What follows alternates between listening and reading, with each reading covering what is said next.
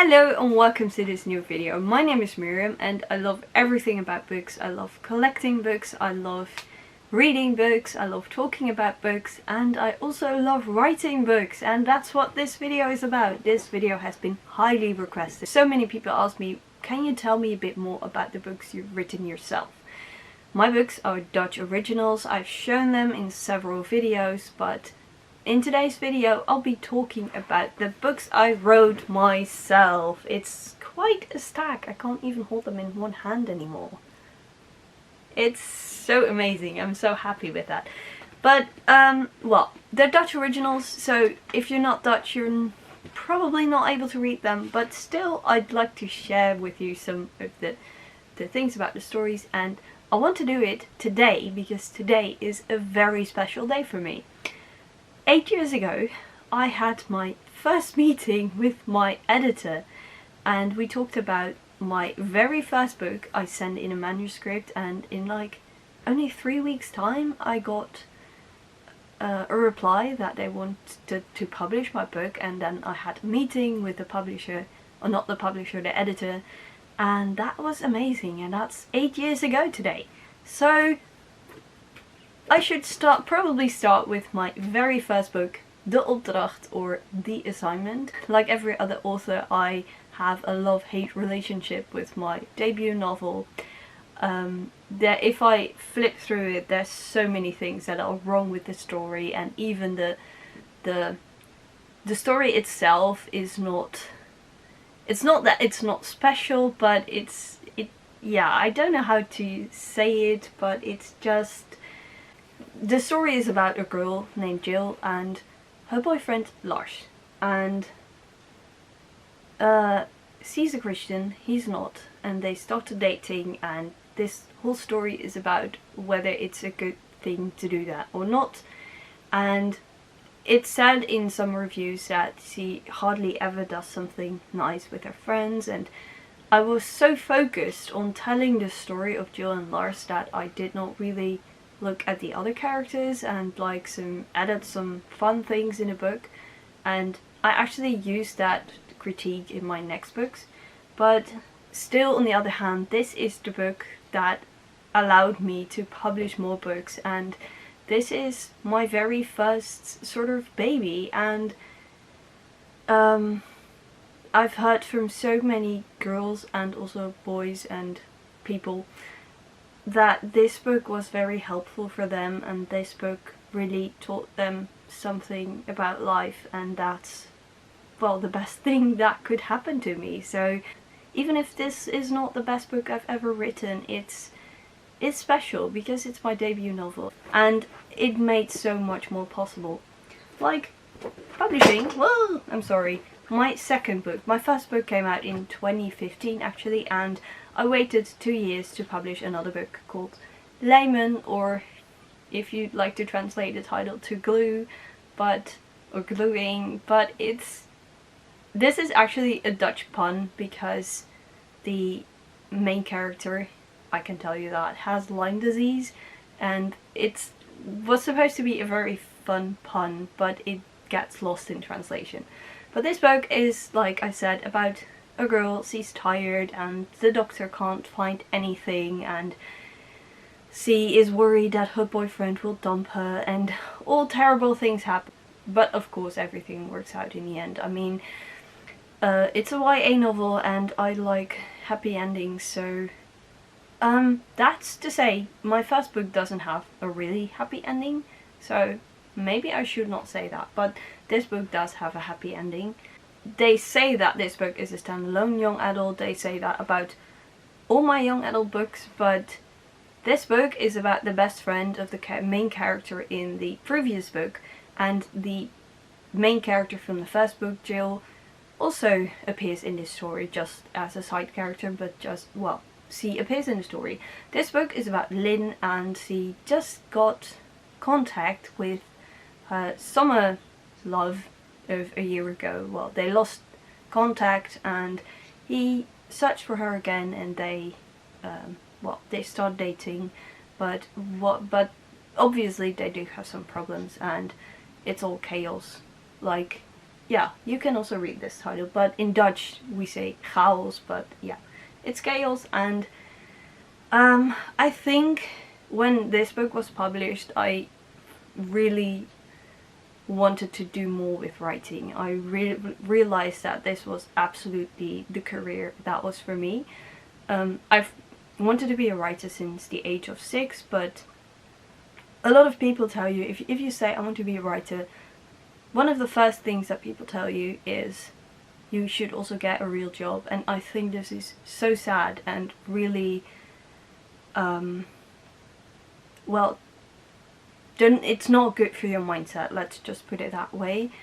But once this book was published, I was like, maybe it is possible. What if it is possible? I'm going to write a lot of books, I'm going to write the best I can, and someday in the future I will be able to live from my writing alone. That day has not come yet, but it comes closer. I'm sure of that. My 4th book was about sexting, and I might have told you this, but I grew up in a very reformed Christian culture, so like the Calvinistic side of the church in the Netherlands. We're kind of big here. I'm not really part of that community anymore, but my books are read by a lot of people like that, and talking about sexting and that sort of things is not done. So I decided I'd write a book about it and about the bad things that can happen if we don't talk about this, if we keep this a taboo. So I wrote Vrije Val, or Free Fall, and yeah, this book took me the most research actually, and I get some really great comments for it. I actually tried a new technique in this book. Like, first you read from the main character called Bas, and he notices something about his classmate Lotte, but he can't put his finger what is wrong with her. And then, like halfway through the book, I write from the perspective of Lotte. She is telling Bas and some other people the story of what happened to her.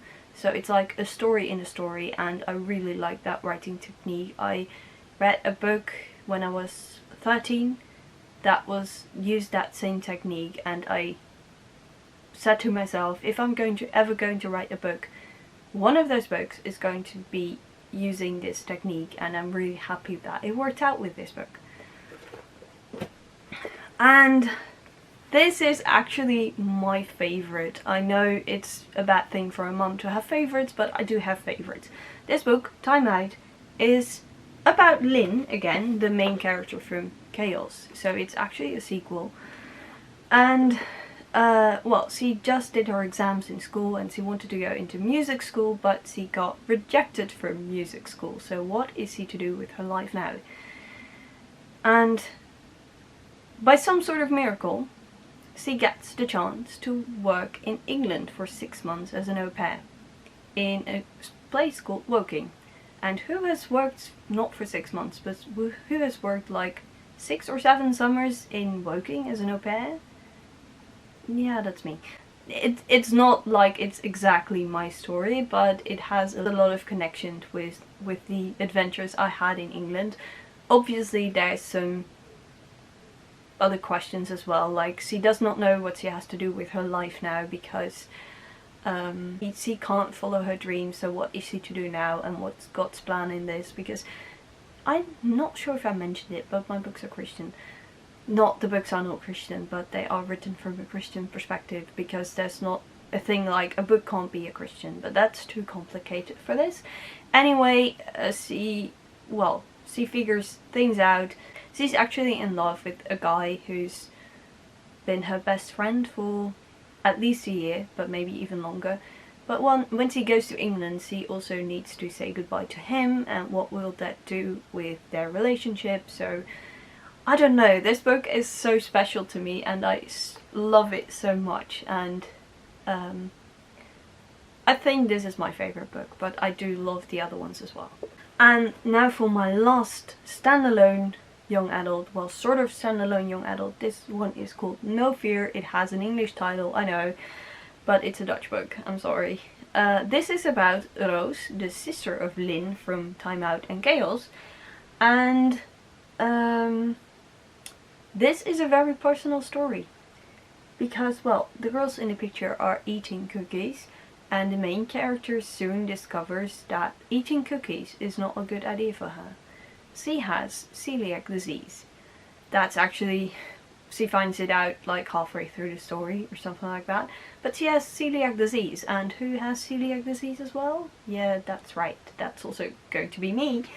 And this book was actually nominated for a Young Adult Book Prize. It was for the best Christian Young Adult Book of the Year, and it came second or third, but I didn't win. That was kind of sad, but on the other hand, I was so proud that I was nominated for this prize, and it tells a lot about the quality of this book, I believe, and that I actually made it to the short list. I was nominated for the long list, and then I made it to the short list, and I didn't win, but it was amazing, and this is a very special book for me, and I get loads of positive feedback from readers that either people that do have celiac disease and really like to read about it, and they someone didn't know that I had celiac disease, so she said, "You did an awful lot of research because this is so good, so well written, so well explained what it is." And then I said, "Yeah, probably because I do have celiac disease." And then she was, "Oh, you do have celiac disease, I have it too." And then instantly you're friends if something like that happens. Not all the time, but it was a very nice thing to, well, to realize, to have. So this is actually, this was my 8th book, so there are 2 other books that came before this book, but that's part of a series, and I want to talk about that series in its entirety and not about the separate books. I've showed these books, probably, not all of them, but at least the first 2. This is my middle grade young adult series. Well, this series is not exactly young adult, but like the main characters in the first book, they are 12 and 13, and in this book, the third one, they're 15 and 14, and in the 4th book that will come out next year, they've aged to 15 and 16, so it's almost like they're young adults. And but this is supposed to be a middle grade series, so for younger people, but to be honest, a lot of young people read my standalone young adults, like 12-year-olds read them too. It's, well, if they're ready for it, they will read it. Anyway, this is about a widow and a widower, and they meet one another, and they fall in love, and, well, they do have children, both of them do, and the story is actually told from their oldest daughter, like the oldest daughter from the widower and the oldest daughter from the widow. And, well, the first one is called Help, Mom is in Love, Help, Mom is Relieved. And this is about how the families get to know one another. The second is Yes, Papa gaat trouwen, yes, Daddy is going to get married. And this is about all the preparations that needed to be done before the wedding. They have to move to a different house, so they have to do lots of painting and stuff like that. And the third book in the series is Help, Herrie in Huis, which I don't know, I've translated this before, I know I've showed you this book before. Help, Noise in the House, but in Dutch it has some alliteration. And this is about living together as a family of 9, how it's like. And like I said, in 2023, the 4th book in the series will come out. Probably in 2023 I will also publish a young adult novel. But maybe you're like, yeah, what's that to do with me? I'm not a young adult, I'm not a Dutch person. I'm actually writing a fantasy book for older people, grown-ups, adults, and I have not found a publisher yet. That will not be published by my current publisher. I know that, we've talked about that, and that's absolutely fine. So I'm still looking for a publisher. I have not finished the rewriting and everything that has to do with it, but the first draft of the story is there, and that book has like the potential to get translated to be published in English. So just follow my YouTube channel. I usually don't talk about my writing, but I talk about books. But once this book is there and once that book gets translations, I will absolutely let you know. So hopefully you'll like this video. If so, give it a thumbs up, and if you want to follow me for more bookish content, then please hit the subscribe button. And as always, happy reading.